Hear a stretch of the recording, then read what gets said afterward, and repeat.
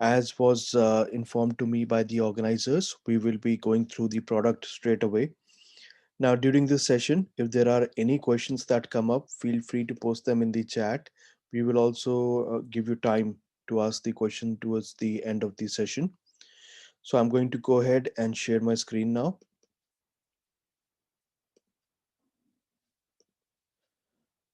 I hope you all are able to see my screen. Can you say yes or no in the chat to indicate? Are you able to see the screen? Please say yes or no in the chat to indicate.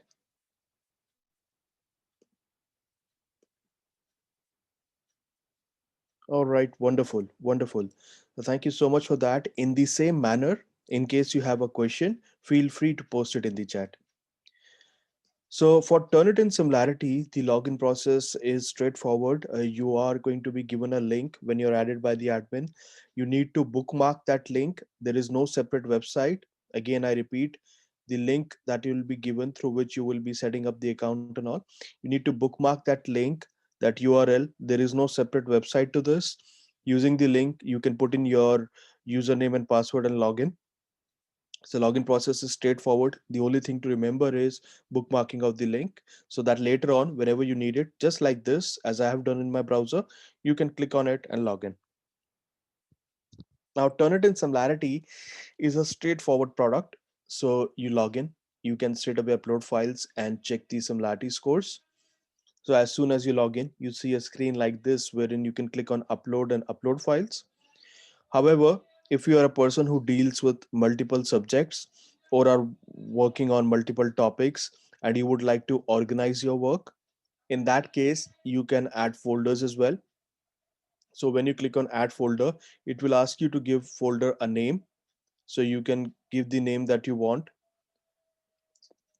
and then it will give you an option. This option might not appear at your end because your institution is not indexing it, but it gives you an option to add it to Turnitin's global database as well. So the previous version of Turnitin that you were on, there used to be an issue wherein the files used to directly get into standard repository. Now that will be avoided because that is under the control of the admin at the institution. So that is a good news. Now, once you've created the folder by clicking on add folder and giving it a name, you can also select that folder and edit it. So when you edit it, it gives you an option of allowing student submission link. So you can create a student submission link here. Student submission link means a students will get external link from you through which they can submit their files into the system. So when you allow the student submission link, you have to define an expiry date for that link. So you can define that here. That date may go into future as well. So that's up to you. That's like the date by which they need to make submissions, and then the system will generate a link. You can copy that link, share it with the students. They'll get a one-page form on which they can fill out their details and upload their file. They'll also get to see what the file requirements are technically in case they are not aware of those. Once the students upload the files, it will directly come into the folder for which it was meant, for which the link was shared. So that's how it works. Now, as far as the upload process is concerned, whether in a folder or outside, it is fairly straightforward. So you click on upload. Any questions, do not hesitate to post them in the chat. So you click on upload, and then it gives you the options of selecting files from your computer or your Google Drive. You can even drag and drop the files from your system onto the space here. In case you are a new user, which most of us will be for this system, you can always click on file requirements on the left hand side, and it will show you the technical specifications that your files have to meet for them to be evaluated in Turnitin Similarity. Again, good news here is the page length has doubled from the previous version that you were using. So it's now 800 pages. So that is the good news. Apart from that, most of the other parameters remain the same. You can also click on select files and then manually select files from your computer. You can handpick and select them. So that option is also available. Now, once you've uploaded the files, you will see them here. It will generate the similarity report and show you, and you can click on the score or the title of the file to get to that report. So for example, I click on the title and it takes me to a new tab where the report is being opened.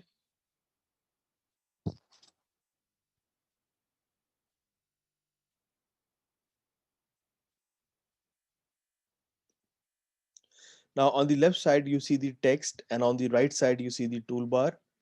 The first thing I would recommend you doing is looking for the flags. So flags is a new feature here. What flags does is, through artificial intelligence, it identifies whether the student has tried to use some sort of malpractice to avoid being detected for plagiarism. So first thing I would recommend is go through flags, because in case you do find flags, that means that may not be the professional attempt or the original attempt from the student. In case you find some malpractices, you may very well want to return that copy and ask the student to submit a fair attempt from their end. So when you click on the flags, it will show you what has been changed. Now you click on the options it is showing you. For example, here first it says that the characters were replaced, so you click on that. It will take you to that section as well as highlight what has been changed. So if you look at it closely, you will see that the student has changed the word p and o. So he's tried to use phi instead of p, right, and a different word for o as well. So this way, if the students try to escape plagiarism, that will be found. Similarly, if they are using some hidden text, so you click on the next option here. So you can see student has tried to use an additional alphabet in between the words, which was not at all required. And they have also tried to use quotations where the quotation was not at all needed, just to escape plagiarism. So these kind of things will be detected through artificial intelligence and highlighted in flags. So you can make a note of these, and then you may want the student to submit another copy before you evaluate it. So you can do that. I would like you to also keep in mind that flags is a new technology. So it is very important for you to review the sources that it is highlighting, because at times there is a possibility of false positives. So once you've reviewed it and you're satisfied, that is when you can ask the students for a replacement. So that was about flags. Then we come to the similarity score. Now to check for similarity, on the right hand side, you will get two views. One is sources overview, the other is all sources.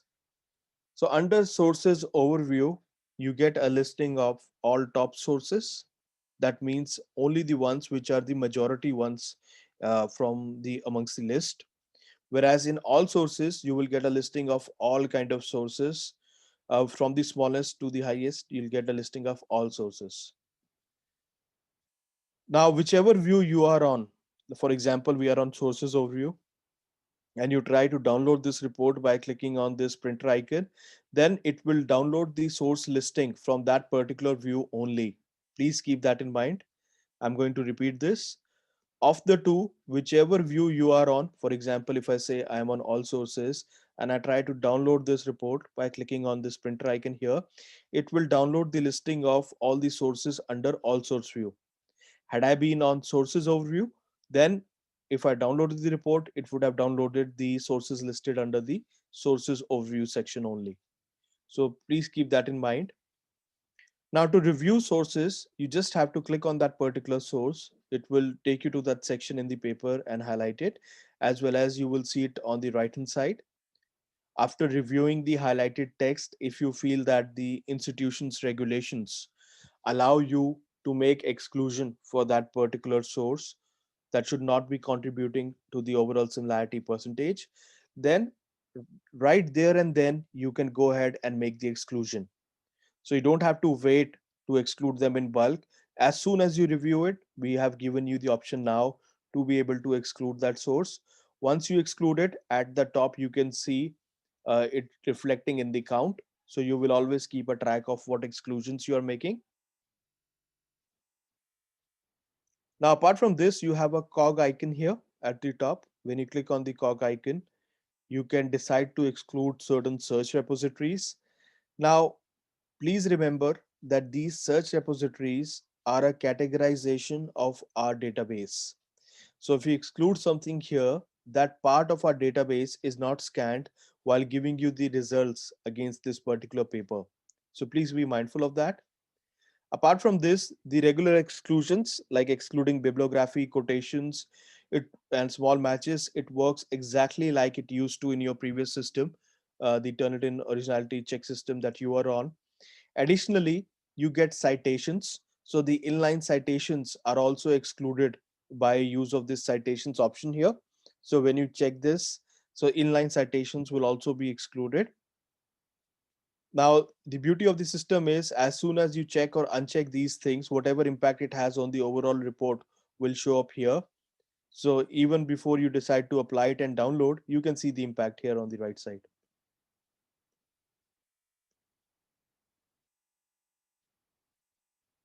There is a question how to ensure that file uploaded is not deposited in repository as it creates problem when we check for the plagiarism of the same document next time. So, Raminder ma'am, there is nothing to worry about in this system. As I said, that in this particular software, Turnitin Similarity, the administrator, which is the library team at present, they control the files that will go to the repository or not.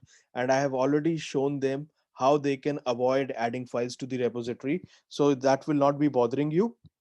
Let us make an assumption that admin gives the users a choice and it goes to the repository. Even in that case, in this particular software, the admin has the ability to look up that file and delete it from the repository.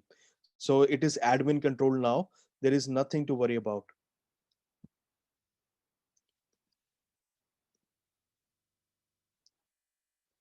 Okay, so I've told you how to interpret sources, how to exclude them, how to apply the various filters.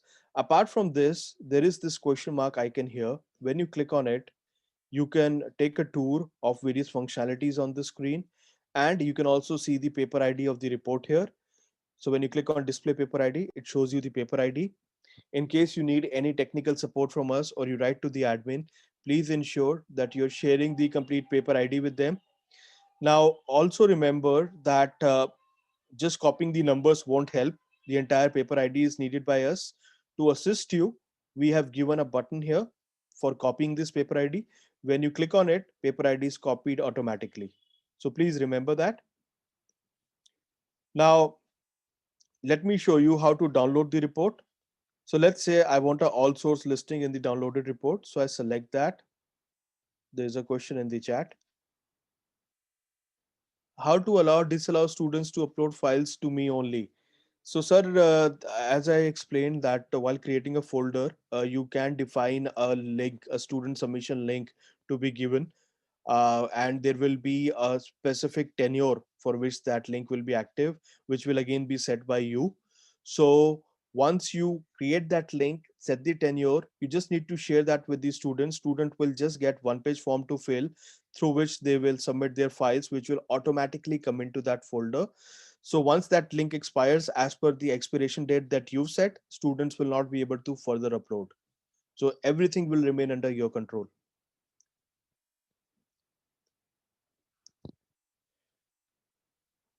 Thank you, Raminda ma'am. Now, next thing is to further go ahead and download the report.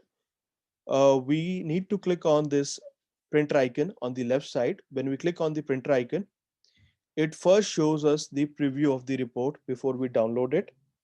And the good news here is, or the improvement here is, the sources that have been considered, all those sources will be showing up as per the view that you've selected in the report that gets downloaded, which was missing earlier. So now it is more transparent, the report. So when you take it to a regulator, they'll have the confidence. Additionally, whatever sources that you've excluded, so those excluded sources will also show up. So along with the sources that are being considered, the excluded sources that you do, they are also going to be showing up now. And filters that have been applied, those filters will also be showing up. In case you decide to exclude certain search repositories, meaning categories of our database, that will also show up.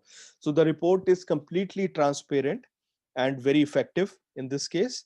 Finally, to download this report, you need to click on the print icon on the right side. There's a print button on the extreme right hand side. Click on that. It gives you the option of saving the report as PDF. So if you want to save it on the system as PDF, you can do that. Else, if you want, you can print it as well. Click on save and it will download to the system as a PDF for you. So that's how you download the report. And this report, as we all can see, is very, very transparent, listing out all the exclusions as well as the sources involved. Now, apart from this, when you log in at the folder level as well, you can apply certain settings. So when you click on settings, all these exclusions that we've talked about within the report can also be applied at a folder level. So all those options are available to you. And in case you want to remove a certain file from the view, you can also trash it. Generally, that is not recommended by me. The reason for that is I want you to have a proper record of everything. Everything stays on cloud, so nothing is getting lost. And Turnitin has humongous data centers, so there's nothing to worry about. I would recommend you can keep your work organized in folders, but I don't recommend deleting anything at all. I want you to have a record of everything. There are cases where even years down the lines, professors have been asked to pull out someone's paper. So that can only be done if you've not trashed that file. So therefore, it's not recommended to trash it. So that's about the Turnitin similarity interface. Any questions? Any questions? Hello, good morning, Yes. sir. Good morning, sir. Actually, I am already using Turnitin, but the last few days it is not working because of the reason that you have upgraded it, or some other reason. It is not. I mean, I am not able to use. Maybe I mean Uh, because of some reason or the other. yes, sir. The This last is a 1 year I am using. Yes, yes, yes. I understand, sir. And the reason is, sir, you have been upgraded to this subscription, which is Turnitin Similarity, which is a completely different platform altogether. And therefore, we are having this training as well. So maybe that is the reason why you're not able to use the old interface. So it will be a different link or site altogether, and maybe I mean different password also, or same password Yes, will work. it's a different one. And the admins, which is the library team, they'll be adding you to give you the access, post which you need to bookmark the URL because there is no separate website for this. So once you bookmark it, it will appear like this. And then you can always log in like you used to do. So you can set your own password and log in. Okay, actually, I created one classroom, and that the expiry date was March, but it is expired. It is saying that it is expired because of this reason only. Because of the subscription update. Yes, sir. Okay. Any other questions? Yes, sir. I would like to ask that when we are Hello. Your voice has gone very low. hello, hello. Yeah, I can hear you now. Yeah, sir, I wanted to know that when we are downloading the file, like Mhm, as you just showed a few minutes back, so it mhm. was showing that the similarity percentage from different sites or different papers. So Right. when we will download the paper, that it will also show like it will also highlight the lines like it used to do earlier, or it will just Yeah. download the sites like No, which no, no. is. It does highlight the lines as well. So it will highlight what is similar because otherwise the person who's reviewing the report will not come to know what is similar in the text.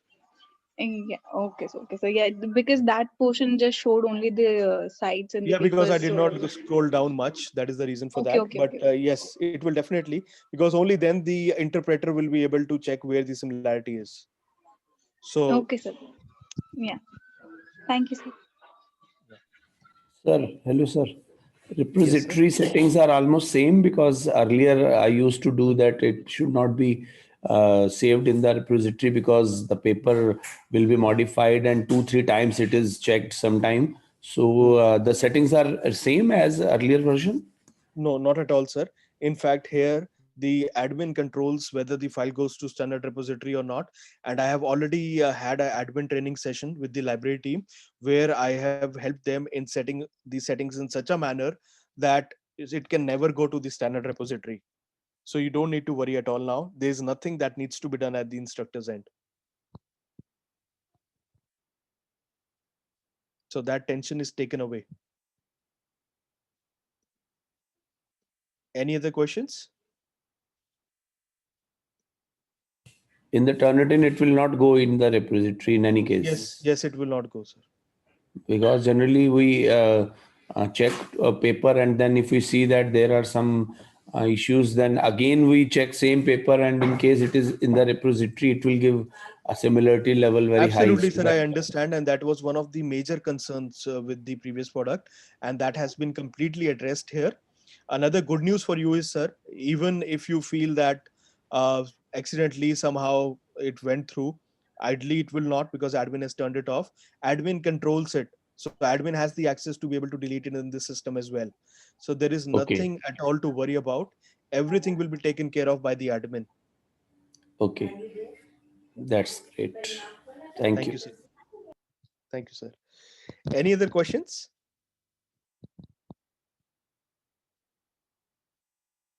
And also the interface which you are showing will be the same interface now? Sir, the one that I'm showing today, yes, it will be the same one as the one I'm showing today. So it's an upgrade from the previous version. As you can see, the report is enhanced. The files no longer go to the standard repository. A lot of benefits are coming in, and it's really simple and straightforward. You log in, upload file, and check the results. So there is no complexity of creating classes and assignments and all that. So instead of classes, now we will be creating files, folders. Folders, sir, in case you need to organize your work, that is when you create folders. In but case classes you just we need to create. No requirement of creating any classes and also. Earlier it was to create class first. Yes, very true, sir. And here you don't need to do that. Okay. So is it possible for you to share your email ID and number in the chat box in case there is anything we want to ask in future and when we face it? There is nothing to worry about. We have a full-fledged support team to help you out, and my details will also be there with you. What I'm going to do is, after this session, I'm going to share the recording as well as the details of the support resources. So I'm going to email that to everyone who's attending this session today. Another important note is, like Lalita ma'am has mentioned, that the library team will need the DTU official email ID for registration for the new Turnitin interface, the one we are looking at today. So please share those details with the library team, with Lalita ma'am, so that you could be added and given the access. There is a question, can it check for plagiarism in figures and images? So still it remains a text-based similarity detection service.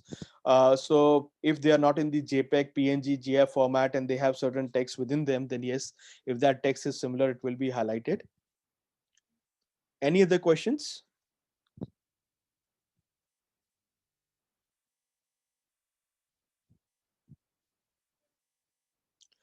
All right then. So that's it from my end. Wishing everyone a happy new year. I'm going to share the recording, like I said, with the resources. Please go through them. Any questions? There is nothing at all to worry about. We are always there to help you out. So have a wonderful new year, everyone, and stay safe. Thank you.